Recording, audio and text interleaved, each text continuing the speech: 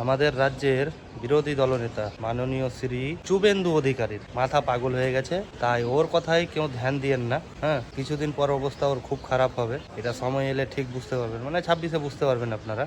মানে এ শালা এখন এমন হয়ে গেছে, সব জায়গায় শুধু হিন্দু মুসলমান খুঁজে, এর কোনো খেয়ে দেয়ে কাজ নেই, শুধু হিন্দু মুসলমান করা। আজ পর্যন্ত যে 4-5 জায়গায় যে অঘটনগুলো ঘটেছে, সেখানেই যারাই ধরা পড়েছে সবটাই বিজেপির লোক।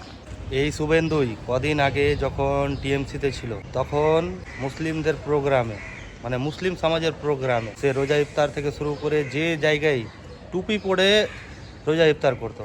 আর যবে থেকে বিজেপিতে গেছে তবে থেকে হিন্দু মুসলিম করে। এ নিজের মুখেই স্বীকার করেছে ওর মা বাংলাদেশ থেকে এসছে, আর আমাদেরকে বাংলাদেশি বলে, মানে মুসলিম সমাজের কে উদ্দেশ্য করে বাংলাদেশি বলছে।